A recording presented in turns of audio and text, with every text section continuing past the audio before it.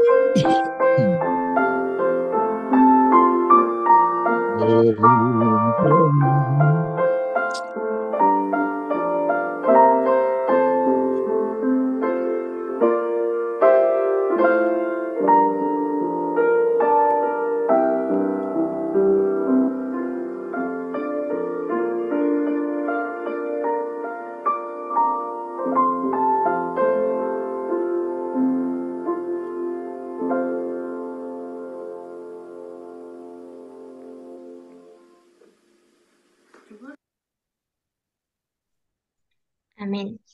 Kita akan memulai acara kita dengan menyanyikan lagu Sion edisi lengkap 428 Taman Tempat Berdoa.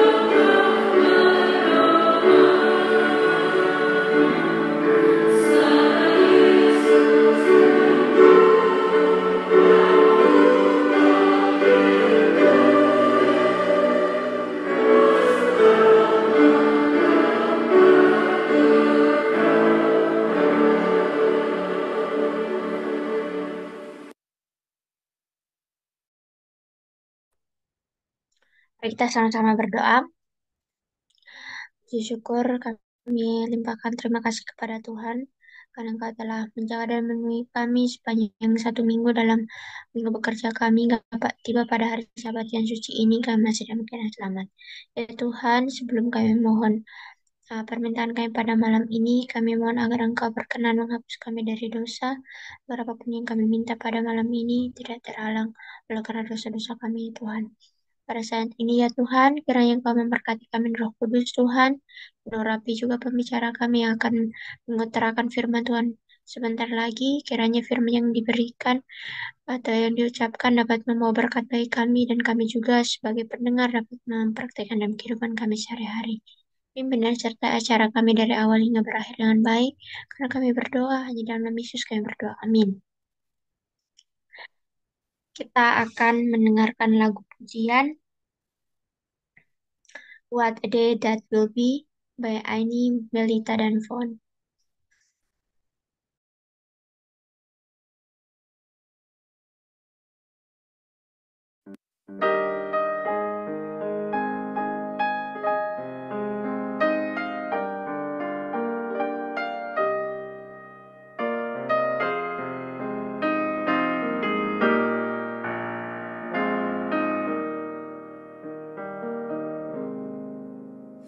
There is coming a day when no heartache shall come, no more clouds in the sky, no more tears to dim the eye.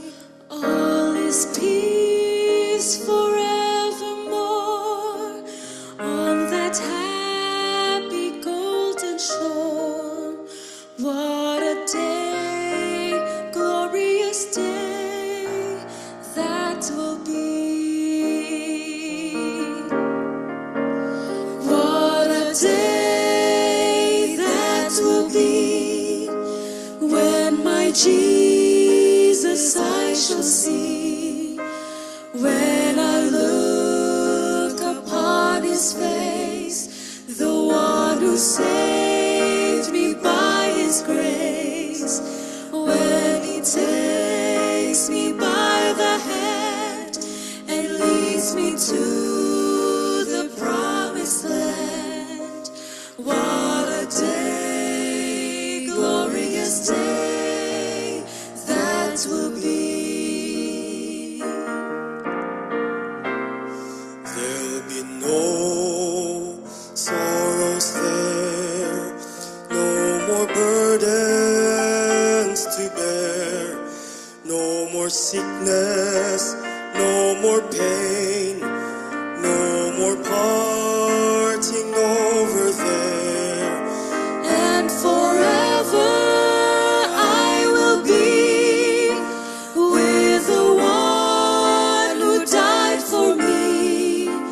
What a day, glorious day that will be. What a day that will be when my Jesus I shall see. When I look upon his face, the one who saved me by his grace, when he takes me by the hand and leads me to the promised land. What a day, glorious day that will be. What a day that will be when my Jesus I shall see. When I look upon his face, the one who saved me by his grace, when he takes me by the hand and leads me to the promised land. What a day, glorious day that will be.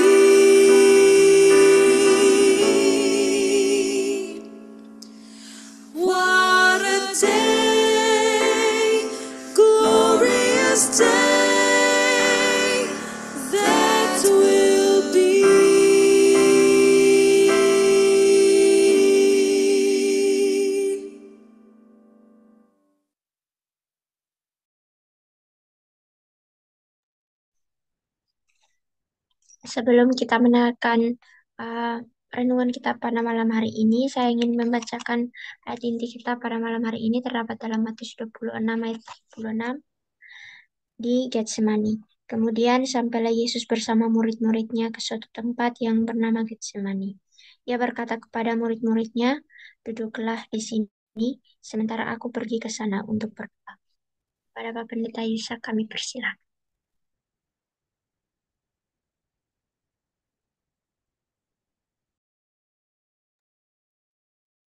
Salam, selamat sore, selamat malam, dan selamat sabat untuk kita semuanya. Selamat sabat, Pendeta. Sahabat Ya, salam kenal dari saya, Pendeta Yusak Subagianto. Saya melayani di Jemaat Timoho dan Jemaat Immanuel yang ada di Kota Yogyakarta. Baik, pada malam hari ini kita akan mendengarkan dan merenungkan firman Tuhan dengan satu judul yang saya buat adalah Getsemani. Izinkan saya untuk share screen.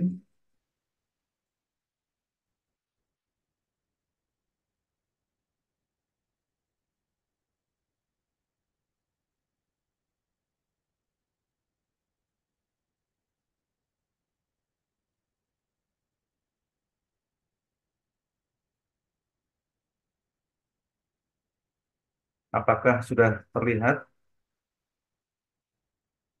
Oke, terima kasih.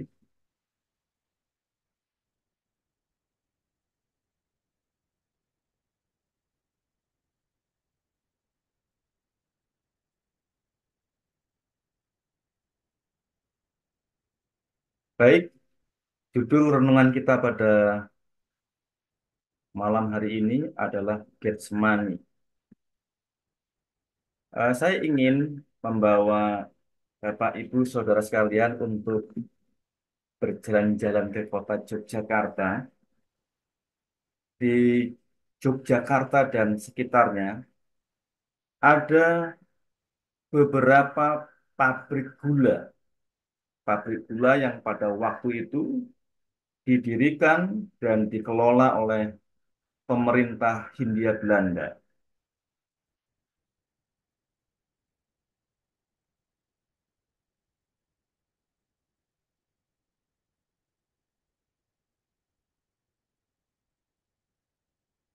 Nah, salah satunya adalah pabrik gula Cebongan.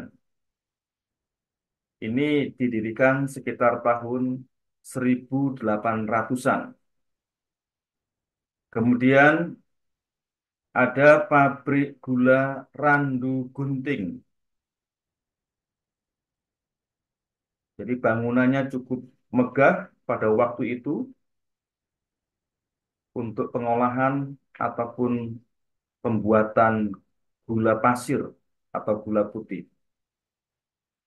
Kemudian ada juga pabrik gula Pleret. Ini juga ada di kota ataupun wilayah Yogyakarta di daerah Bantul. Kemudian ada juga pabrik gula Madu Kismo. Nah, untuk pabrik gula Madu Kismo sampai sekarang masih beroperasi ataupun memproduksi gula ataupun mengolah tebu dari perkebunan ataupun petani untuk diolah menjadi gula pasir. Dan tentunya gula pasir yang diolah dari pabrik gula Madu Kismo ini merupakan gula yang bagus, yang baik, yang dihasilkan oleh pabrik gula Madu Kismo. Dan di Solo, di Karisidenan Surakarta, ada juga pabrik gula Colomadu. Ini letaknya di Kecamatan Colomadu, masuk di wilayah Karanganyar. Tapi lokasi pabrik gula Colomadu ini dikelola ataupun dimiliki oleh Keraton Surakarta atau Kerajaan Surakarta. Sehingga walaupun secara geografis ada di wilayah Karanganyar, tapi pabrik gula Colomadu ada di bawah ataupun dimiliki oleh Kerajaan Surakarta. Nah, kalau kita lihat gedung yang sangat megah ini masih terawat bagus. Pabrik gula Colomadu didirikan tahun 1928. Namun pabrik gula Colomadu ini sekarang tidak ataupun sudah lama tidak beroperasi ataupun tidak memproduksi gula pasir. Kalau kita datang ke tempat ini, ke pabrik gula Colomadu, kita hanya melihat gedung yang megah dan itu menjadi sebuah museum. Sehingga kita bisa melihat masuk ke pabrik gula atau gedung pabrik gula Colomadu. Di sana kita bisa melihat sejarah berdirinya pabrik gula Colomadu sampai tidak beroperasi lagi. Jadi saat ini gedung pabrik gula Colomadu merupakan gedung museum pabrik gula yang bisa kita saksikan, yang bisa kita lihat. Bahkan di tempat ini eh, apa namanya, seringkali dilakukan event-event untuk eh, mengumpulkan massa ataupun pameran dan setiap hari Minggu itu diadakan pasar rakyat. Jadi banyak orang yang jogging, tapi banyak juga orang yang berjualan, jualan makanan di pagi hari setiap hari Minggu, sehingga tempat ini sangat apa? Sangat ramai. Namun dari segi fungsi gedung pabrik gula sudah tidak beroperasi lagi sebagai pabrik gula tebu. Jadi kita melihat bahwa pabrik gula Colomadu yang megah itu sudah tidak beroperasi lagi ataupun tidak memproduksi gula tebu. Nah, kalau kita lihat gambar yang ini ada tangki-tangki yang ada di atas itu adalah tempat untuk menyimpan gula tebu yang masih cair setelah diperas oleh penggilingan. Ini roda penggilingan tebu. Setelah digiling menghasilkan tetes tebu, maka tetes tebu itu akan dialirkan ke tangki-tangki yang ada di atas. Sehingga selanjutnya akan diproses, dimasak untuk mengkristalkan tetes tebu menjadi gula pasir. Nah, kalau kita ke Jakarta, kita pernah mendengar Jalan TB Simatupang Condet. Di sana kita menemukan ada sebuah batu. Ternyata batu ini merupakan bahagian dari apa? Batu untuk menggiling tebu. Ada juga di Cakung, ini kita bisa melihat batu penggilingan tebu ada di depan rumah warga yang ada di Cakung. Jadi kita bisa melihat bahwa ada peninggalan sejarah yang ada di negara kita, eh, bekas pabrik tebu, dan di Jakarta ada batu yang pada waktu dulu digunakan untuk apa? Menggiling ataupun memeras tebu menjadi gula pasir. Nah, pada malam hari ini kita akan merenungkan firman Tuhan dengan judul Getseman. Sebelumnya mari kita tunduk kepala, kita bersatu di dalam doa. Terima kasih Tuhan, pada malam hari ini kami boleh dipertemukan dalam ruang Zoom meeting untuk berbakti, memuji dan memuliakan nama-Mu. Teruti kami rindu untuk merenungkan akan kebenaran firman. Urapi hambamu, boleh berkata setuju dengan kehendak. Demikian juga Engkau berkati jaringan internet yang kami gunakan, semuanya boleh berjalan dengan baik, sehingga kami boleh berbakti, memuji, dan memuliakan nama Tuhan. Di dalam nama Yesus Kristus, hambamu telah berdoa dan memohon berkat. Amin. Ada yang tahu apa itu Getsemani? Boleh memberikan respon bagi Bapak, Ibu, Saudara sekalian yang ada di ruang Zoom meeting. Ada yang tahu Getsemani? Sebuah taman, Pak Pendeta. Ya, sebuah taman. Ya, ini saya tampilkan foto karena saya belum pernah ke Getsemani, ke Yerusalem. Jadi, Getsemani itu sebuah tempat, sebuah taman yang sering kita kenal sebagai taman tempat untuk berdoa. Tadi firman Tuhan dalam Injil Matius pasal 26 ayat 36, Yesus dan murid-muridnya sampai di satu tempat yang bernama Getsemani. Kita tahu peristiwa itu dicatat dalam Injil Matius pasal yang ke-26. Ini merupakan kesempatan yang terakhir bagi Yesus pergi ke Taman Getsemani untuk berdoa sebelum ia ditangkap untuk diadili dan selanjutnya disalibkan di Bukit Golgota. Nah, ternyata kalau kita perhatikan Getsemani ini dari arti kata Getsemani yang berasal dari bahasa Yunani, artinya adalah alat pemeras penghasil minyak. Atau kita bisa bisa terjemahkan bahwa Getsemani itu merupakan apa? Batu penggilingan atau pemeras minyak zaitun. Kita tahu bahwa Bukit Zaitun ataupun Getsemani ini berada di Bukit Zaitun.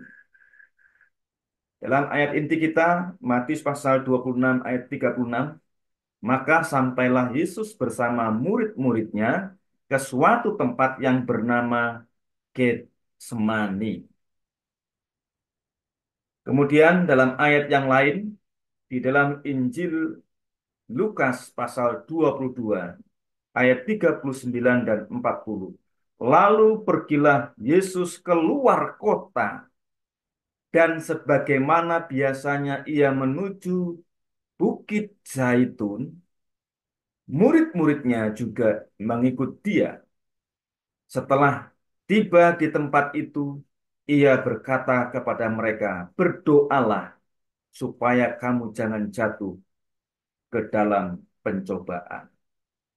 Jadi, kalau kita perhatikan di sini, Getsemani, batu penggilingan pemeras minyak zaitun, itu ada di Bukit Zaitun. Namun, kalau kita perhatikan, letak dari Getsemani atau batu penggilingan ini tidaklah berada di puncak Bukit Zaitun. Tapi Getsemani, batu penggilingan minyak zaitun ini ada di lereng atau di kaki Bukit Zaitun. Dengan analogi, ketika masyarakat di sana sedang memanen buah zaitun untuk digiling, untuk diperas sehingga menghasilkan minyak zaitun, maka buah zaitun ini akan dibawa ke bawah. Dari bukit yang atas, dia akan bawa ke lereng ataupun ke kaki bukit zaitun, tepatnya di Getsemani atau tempat penggilingan minyak zaitun. Jadi posisi tempat dari Getsemani atau batu penggilingan minyak zaitun ini ada di lereng ataupun di kaki bukit zaitun. Jadi Getsemani yang sekarang dikenal sebagai Taman Berdoa itu ada di kaki Bukit Zaitun di Yerusalem, Israel, dan dipercaya sebagai tempat untuk berdoa yang terakhir sebelum Yesus ditangkap dan disalibkan. Jadi itulah apa? Arti Getsemani. Jadi Getsemani itu sesungguhnya bukanlah taman, tapi Getsemani adalah tempat penggilingan minyak zaitun. Sama seperti yang saya tampilkan di awal tadi, ada gedung-gedung pabrik gula yang didirikan oleh pemerintah Hindia Belanda pada tahun 1800-an, yang sekarang ini tinggal apa? Tinggal menjadi sebuah gedung saksi bisu bahwa dulu pernah menjadi sebuah pabrik penggilingan tebu yang menghasilkan gula pasir. Jadi pada malam hari ini kita bisa melihat ternyata Getsemani, tempat yang digunakan oleh Yesus untuk berdoa, adalah sebuah batu penggilingan minyak zaitun. Ellen G. White menuliskan dalam buku Alfa dan Omega, jilid yang ke-6 halaman 327. Bersama-sama dengan murid-muridnya, Yesus berjalan perlahan-lahan ke Taman Getsemani, bulan Paskah, yaitu bulan purnama, bersinar dari langit yang tidak berawan. Dengan asiknya, Yesus sudah bercakap-cakap dengan murid-muridnya dan mengajar mereka. Tetapi ketika ia mendekati Getsemani, batu penggilingan minyak zaitun, Yesus terdiam dengan perasaan aneh. Ia sudah sering mengunjungi tempat ini untuk merenung dan berdoa, tetapi tidak pernah dengan hati yang penuh kesusahan, sebagaimana pada malam sengsaranya yang terakhir itu. Jadi, kita bisa melihat dari catatan kitab Injil, baik dalam Injil Matius, Injil Markus, dan juga Injil Yohanes, Injil Lukas.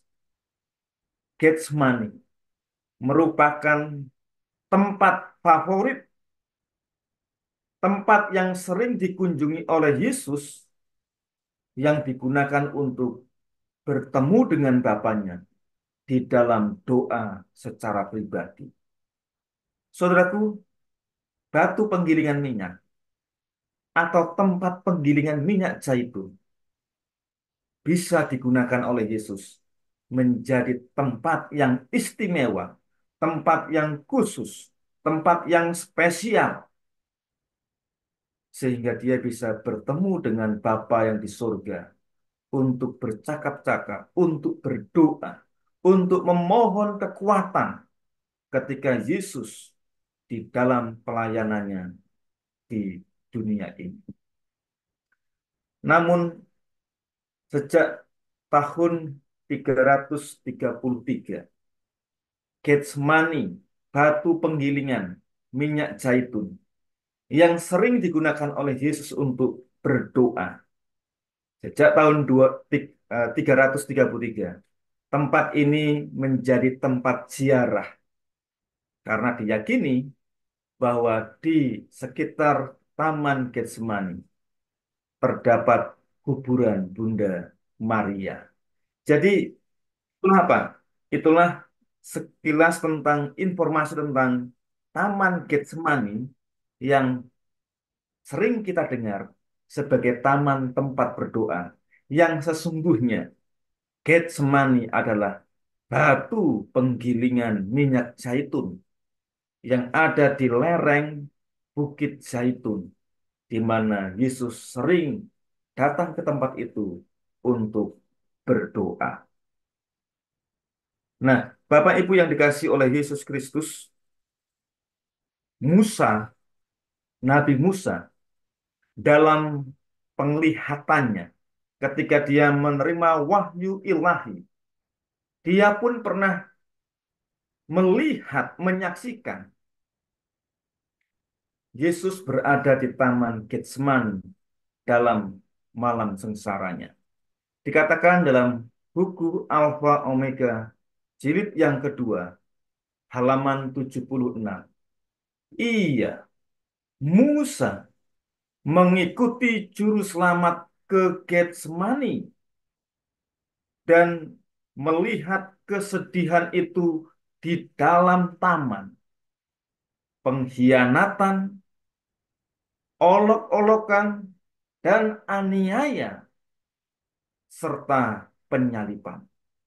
Musa melihat bahwa sebagaimana ia telah mengangkat ular itu di padang belantara, ular tembaga, demikian juga Anak Allah harus ditinggikan agar supaya barang siapa percaya kepadanya tidak binasa, melainkan beroleh hidup yang kekal.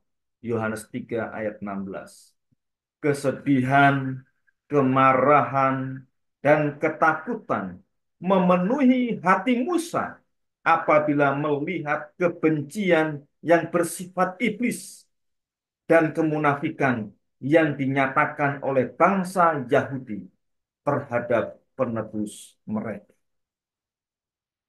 Bapak, Ibu, Saudara sekalian yang dikasihi oleh Yesus Kristus, Nabi Musa dalam penglihatannya, dalam wahyu yang dia terima, dia ketika dia mengangkat ular tembaga di padang belantara, ketika bangsa Israel bersungut-sungut dan digigit atau dipagut oleh ular tedung. Ketika bangsa Israel memandang, melihat ular tembaga yang dipegang oleh Musa, mereka seketika itu juga disembuhkan oleh kuasa Tuhan. Nah, disitulah Nabi Musa melihat penderitaan Yesus Kristus di Getsemani, di batu penggilingan minyak zaitun, di mana Yesus ditangkap, dihianati oleh muridnya sendiri, yaitu Judas Iskariot, lalu dibawa ke pengadilan. Memang sangat menyedihkan. Pengadilan yang yang dialami oleh Yesus itu dilaksanakan pada jam yang tidak semestinya. Yesus ditangkap sekitar pukul 1 atau pukul 2 pagi. Sama seperti jam di Indonesia. Sekarang ini sudah pukul 1:12. Jadi Yesus ditangkap jam 1 atau jam 2 pagi, lalu dibawa ke Yerusalem, di kota untuk apa? Diadili oleh Pilatus, kemudian dibawa ke Herodes, kembali lagi kepada Pilatus. Jadi waktu yang dilakukan untuk mengadili Yesus itu sekitar pukul 4 pagi atau subuh. Kalau di Indonesia, kantor pengadilan itu bukanya jam berapa? Jam 8 pagi. Dan pengadilan dilaksanakan sekitar pukul 9 sampai siang hari. Namun pengadilan yang dilakukan oleh Yesus, dialami oleh Yesus, itu dilaksanakan pukul 4 pagi atau subuh. Satu waktu yang apa? Ya, tidak semestinya diadakan pengadilan. Namun hal ini apa? Dialami oleh Yesus. bukan hanya diadili. Yesus dituduh, diolok-olok, dihina, diludahi, disiksa, bahkan sampai disalib, mati di salib Golgota. Saudaraku yang dikasihi oleh Yesus Kristus, Musa melihat penderitaan yang dialami oleh Yesus. Dan yang sangat mengerikan lagi ialah apa? Hal itu dilakukan oleh bangsa Yahudi sendiri. Satu apa? Satu pemandangan yang apa? Menyedihkan, memprihatinkan. Dan itu sudah apa? Dialami oleh Yesus. Yesus ditangkap di Getsemani, di Bukit Zaitun, untuk diadili, untuk dianiaya, dan disalibkan di Bukit Pengkorak. Saudaraku yang dikasihi oleh Yesus Kristus, kalau kita melihat di sini, Getsemani, batu penggilingan minyak zaitun, bisa digunakan oleh Yesus untuk apa? Menjadi tempat yang istimewa, tempat yang spesial untuk apa? Bertemu dengan Bapa yang di surga, untuk berdoa, untuk bercakap-cakap dengan Tuhan. Saat sekarang ini, tentunya apa? Masing-masing kita bisa menggunakan tempat di mana kita berada untuk apa? Untuk berdoa. Kehidupan berdoa dari Yesus menjadi sebuah teladan di dalam kehidupan kita. Ellen G. White menuliskan dalam buku Riwayat Yesus halaman 101.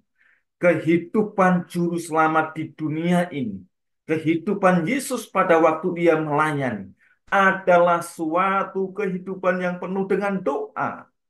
Banyak waktu yang digunakan seseorang untuk seorang diri, untuk berdoa. Sering ia menyampaikan permohonan-permohonannya kepada Bapanya yang di surga. Jadi Yesus menggunakan banyak waktunya untuk apa? Berdoa. Dalam kitab Injil, Yesus sering menggunakan ataupun pergi ke Bukit Zaitun, pergi ke Getsemani untuk berdoa sendirian. Bahkan semalaman Yesus berdoa di Getsemani. Satu pertanyaan untuk saya dan kita semuanya pada malam hari ini. Berapa lama waktu yang kita gunakan untuk berdoa? Waktu khusus yang kita sediakan agar kita boleh bertemu, bercakap-cakap dengan Tuhan. Seringkali waktu yang kita gunakan lebih banyak di mana? Di depan sebuah smartphone atau HP. Seringkali kita apa? Seringkali kita lama menggunakan waktu kita berada di depan smartphone.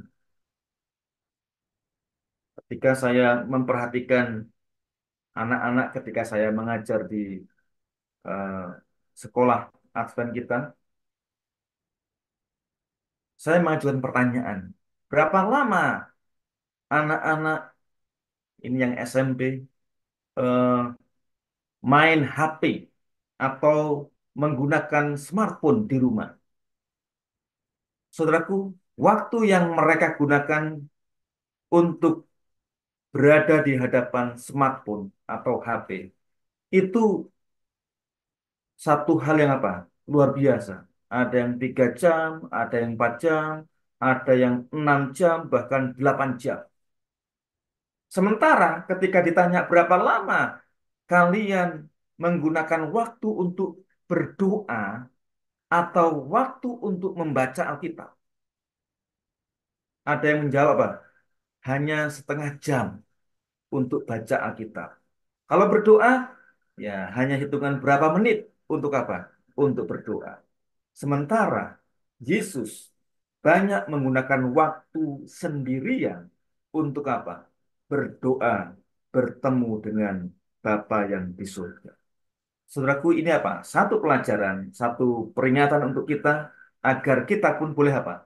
Menyediakan waktu khusus untuk berdoa untuk membaca firman Tuhan sehingga kita boleh dikuatkan. Lebih lanjut, Ellen G. White dalam buku Step to Christ ataupun dalam bahasa Indonesia Kebahagiaan Sejati halaman 104. Doa adalah membuka hati kepada Allah sebagai kepada seorang sahabat. Jadi ketika kita berdoa, sesungguhnya kita apa? Sedang membuka hati kita kepada Allah seperti kepada apa? Seorang sahabat. Doa itu perlu bukan karena supaya Allah mengetahui apa kita sebenarnya, melainkan untuk menyanggup,kan kita menerima Dia. Doa bukanlah membawa Allah turun kepada kita, melainkan membawa kita kepadanya. Jadi kita berdoa bukan supaya apa? Tak supaya Tuhan tuh tahu, Tuhan, ini loh kesusahanku. Tuhan, inilah pergumulanku. Bukan itu, Saudara. Tetapi ketika kita berdoa, kitalah yang menerima kasih-Nya, menerima kuasanya, yang sehingga kita apa? Mengerti apa yang menjadi kehendak Tuhan. Bukan untuk membawa apa? Allah turun ke dunia ini, tapi justru apa? Membawa kita naik ke surga. Lebih lanjut dalam halaman 111. Tiada tempat dan waktu yang tidak cocok untuk menghadapkan satu permohonan kepada Allah. Jadi, tidak ada tempat atau waktu yang tidak cocok untuk berdoa. Dimanapun kita berada, kita bisa apa? Berdoa. Sama seperti Yesus.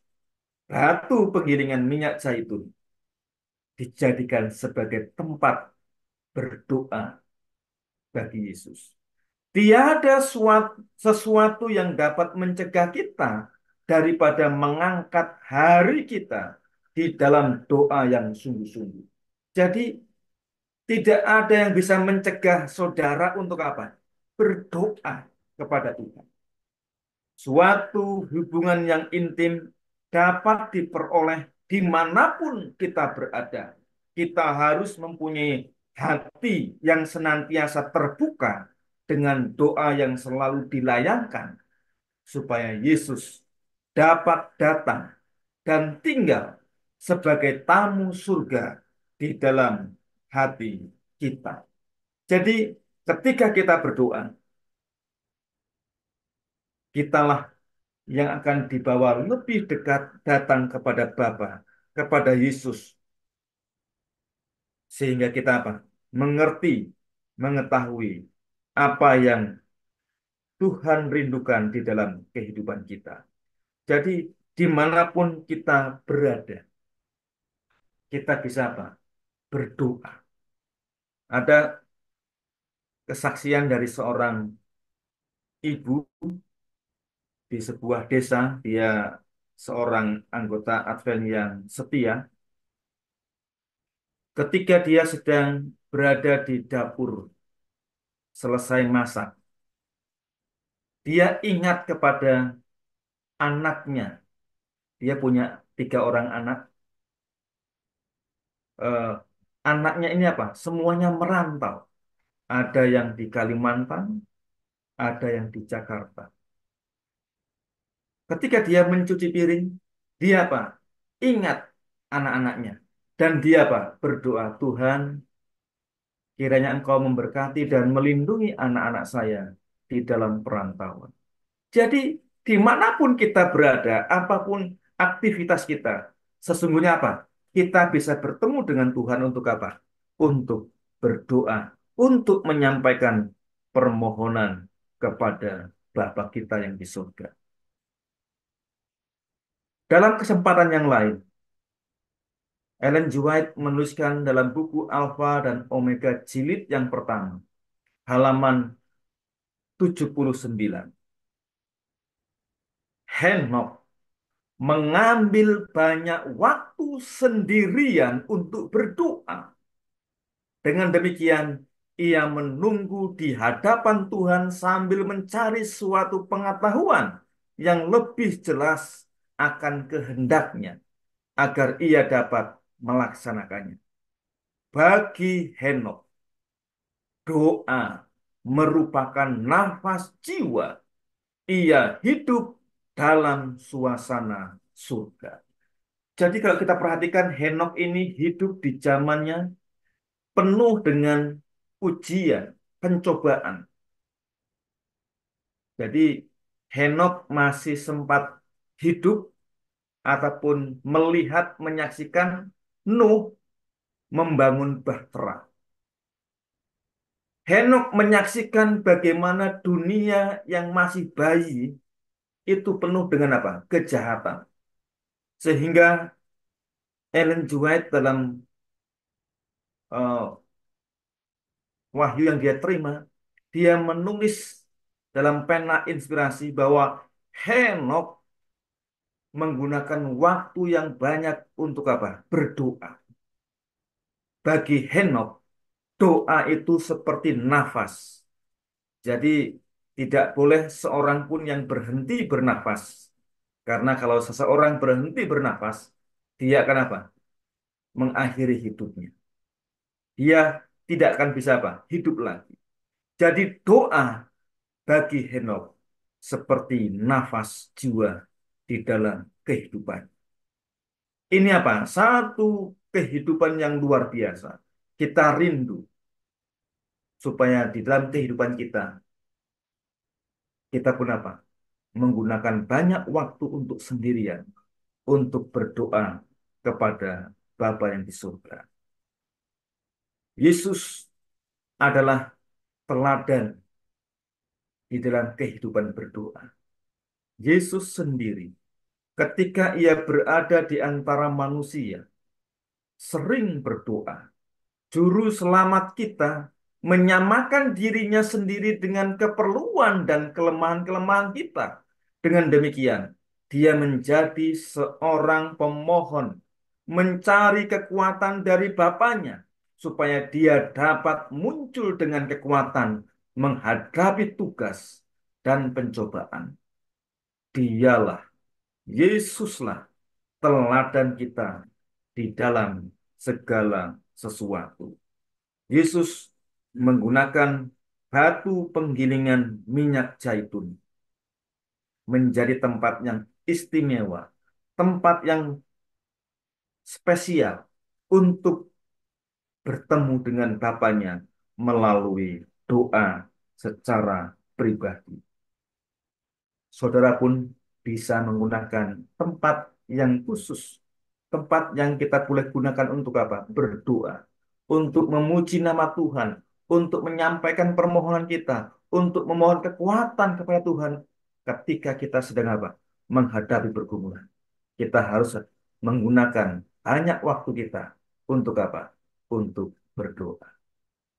Dalam buku Kebahagiaan Sejati halaman 112. Bawalah segala kekurangan-kekurangan, kegembiraan-kegembiraan, duka citamu, segala keluh kesahmu, dan ketakutanmu ke hadapan Allah. Engkau tidak dapat memberati dia. Engkau tidak dapat memenatkan dia. Dia yang menghitung jumlah rambut di kepalamu. Tidaklah bersikap bodoh terhadap keperluan-keperluan. Hatinya yang penuh kasih terjamah oleh duka cita kita. Bawalah padanya segala sesuatu yang membingungkan pikiran. Tiada yang terlalu besar untuk ditanggung. Dalam buku ini kita diingatkan, biarlah kita boleh datang kepada Tuhan untuk mengucap syukur, untuk memuji nama Tuhan, untuk menyampaikan permohonan-permohonan kita, bahkan kebimbangan dalam kehidupan kita. Dan apapun yang kita sampaikan kepada Tuhan, itu sama sekali tidak memberatkan Tuhan. Tuhan sudah menyediakan pertolongan, jawaban untuk setiap pergumulan di dalam kehidupan kita. Jadi, mari kita Pak, gunakan waktu kita secara khusus bertemu dengan Bapa, bertemu dengan Yesus di dalam doa secara pribadi untuk memuji, memuliakan nama Tuhan, untuk menyampaikan ucapan syukur kita, permohonan kita, bahkan setiap pergumulan di dalam kehidupan kita. Di sini ada seorang penulis syair lagu Lead Me to Calvary, Jenny Evelyn Hussey. Syair lagu Lead Me to Calvary merupakan cetusan iman dari seorang wanita yang bergumul merawat adiknya yang sakit bertahun-tahun. Merawat adiknya dengan segala keterbatasan adalah salib bagi Jenny Evelyn Hussey. Melalui Getsemani, kita dapat mengenang penderitaan Kristus yang rela sengsara dan mati di kayu salib untuk menebus kita dari kebinasaan dosa. Jadi Getsemani mengingatkan saudara dan saya untuk menyediakan waktu berdoa kepada Tuhan. Sebagaimana Yesus berdoa untuk pergumulannya. Malam pergumulannya yang begitu berat, Yesus berdoa untuk memohon kekuatan kepada Bapanya dan juga berdoa bagi murid-muridnya agar tidak jatuh dalam pencobaan.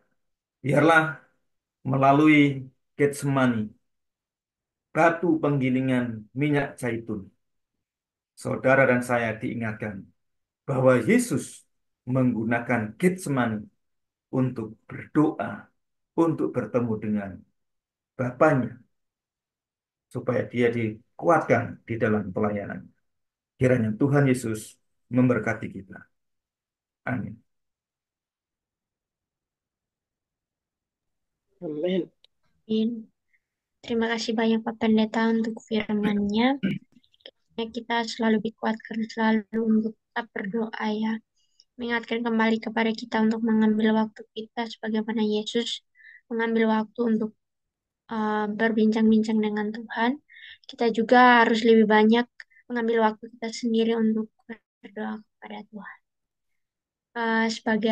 Sebelum kita menyanyi lagu penutup, kita akan mendengarkan lagu pujian kedua, Why Have You Chosen Me by Jeremy Snook.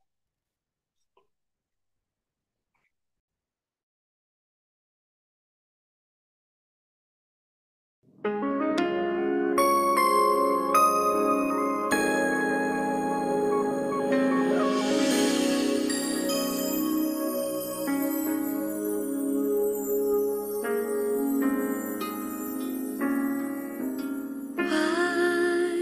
have you chosen me?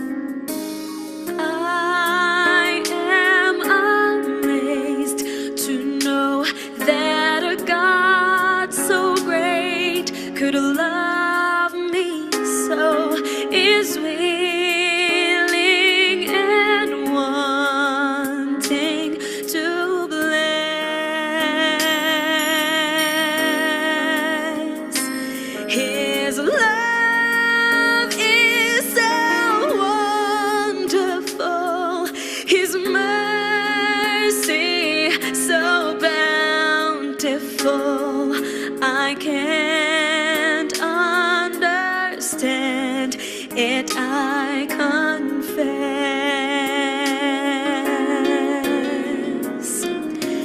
But Lord, help me be what you want me to be. Your word I will strive to obey.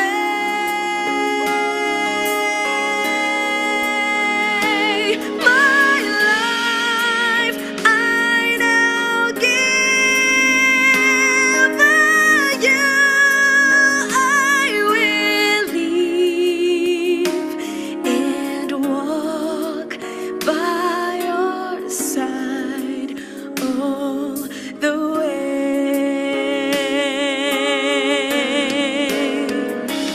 But Lord, help me be what you want me to be. Your word I will strive to obey.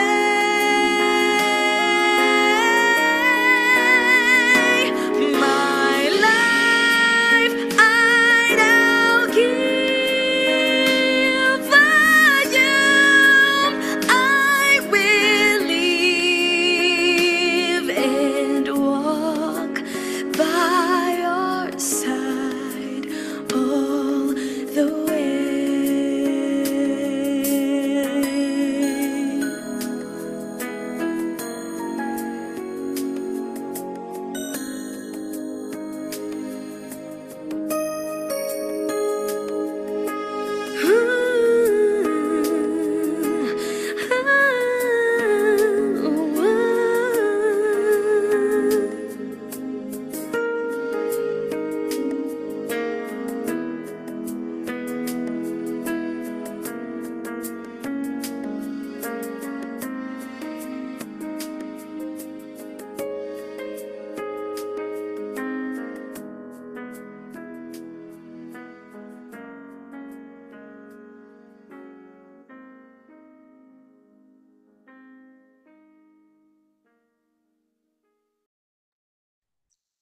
Kita akan menyanyikan lagu tutup kita, Pak, di dalam lagu Sion edisi lengkap 205, Pimpinku ke Salib.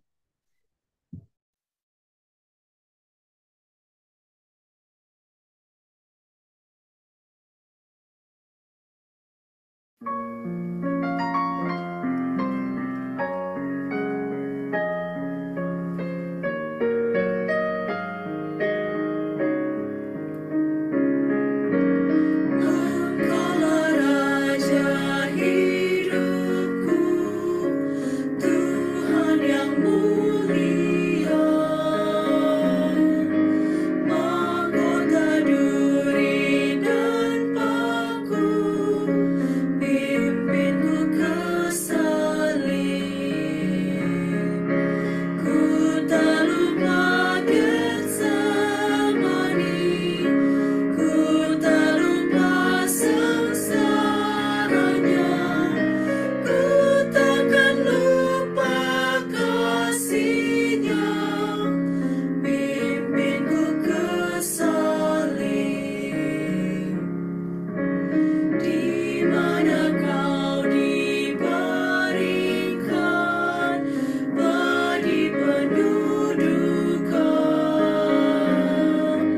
malaikat terang berpasukan, kuburmu dijaga. Ku tak lupa Getsemani, ku tak lupa sengsaranya, ku takkan lupa kasih-Nya, pimpinku ke salib. Ku ingin seperti Maria, membawa kemenyan ke kubur yang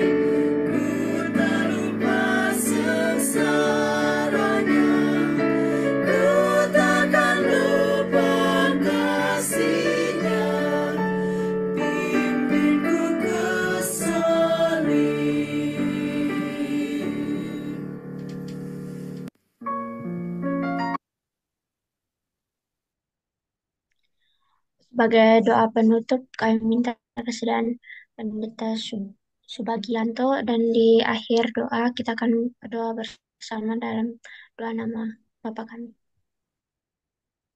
Baik, mari kita akhiri ibadah kita pada malam hari ini. Kita bersatu di dalam doa. Bapa kami yang bertahta dalam kerajaan surga, kami bersyukur kepadamu oleh karena Tuhan boleh pertemukan kami dalam persekutuan pendoa Eropa pada malam hari ini di ruang Zoom meeting. Biarlah setiap lagu pujian yang kami nyanyikan itu hanya untuk kemuliaan bagi nama. Dan biarlah setiap doa yang kami layangkan akan Engkau dengar ya Bapa, dan Engkau akan menjawab setiap permohonan kami, dan Engkau akan menolong kami di dalam setiap pergumulan hidup kami. Memberkati umat-umat-Mu yang berada di Eropa, dimanapun mereka berada, di dalam kehidupan mereka, dalam setiap aktivitas pekerjaan dan kesibukan mereka. Tuhan kiranya menolong dan memberkati masing-masing kami. Biarlah di tengah kesibukan kami tidak melupakan Engkau. Kami akan menyediakan waktu yang khusus bertemu dengan Engkau ya Bapa, untuk berdoa, untuk merenungkan akan kebenaran firman. Sebagaimana Yesus yang menjadi teladan di dalam kehidupan kami. Kami akan menjadi pendoa-pendoa yang setia di hadapan. Kami akan menjadi penurut-penurut firman, sehingga kami boleh mengerti setiap rencana yang terindah di dalam kehidupan kami. Engkau juga berkati Tuhan, masing-masing kami, di dalam kehidupan kami, di dalam pergumulan kami. Saat ini ya Tuhan, kami mau bawa kepadamu. Biarlah Engkau mendengar setiap pergumulan dari saudara-saudara kami di negeri perantauan. Tuhan kiranya mendengar. Tuhan melindungi mereka. Tuhan menolong mereka di dalam kehidupan mereka. Bapa yang penuh kasih, biarlah berkat hari Sabat yang sudah Engkau sediakan bagi kami, ini boleh menjadi bahagian kami, sehingga sepanjang hari Sabat-Mu, kami akan menggunakan waktu ini untuk memuji, memuliakan nama-Mu, untuk menerima berkat yang sudah Engkau sediakan sebagai berkat khusus di hari Sabat.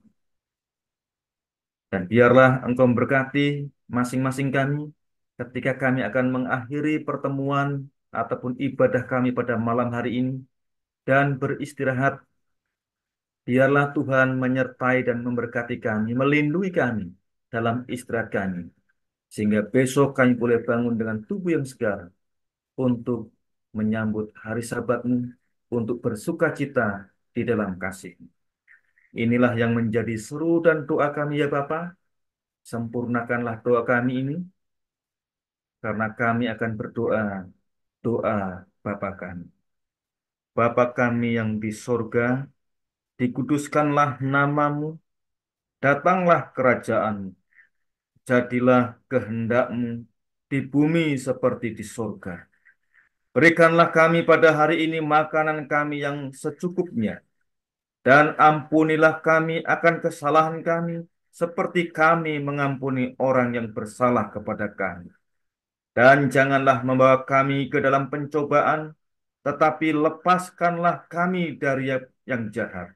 Karena Engkaulah yang empunya kerajaan dan kuasa dan kemuliaan sampai selama-lamanya. Di dalam nama Yesus Kristus, kami telah berdoa dan mengucap syukur. Amin. Terima kasih untuk kita semua, dan terima kasih untuk Bapak Pendeta bagi atau yang sudah membawakan firman Tuhan pada malam hari ini. Kami juga tetap mengundang bagi kita semua untuk hadir di acara-acara kebaktian kita selanjutnya. Terima kasih dan selamat malam, selamat hari Sabat. Terima kasih Adik Sandra yang sudah pimpin ibadah, juga Pendeta Yusak, selamat hari Sabat, selamat pagi, dan terima kasih juga untuk kita semua yang sudah hadir. Selamat hari Sabat, dan Selamat Sabat. ada di Amerika, selamat hari persiapan. Selamat Sabat Hari semua. Sahabat. Oke. Sahabat Pak Mungkin Pendetanya. recordingnya bisa di stopin.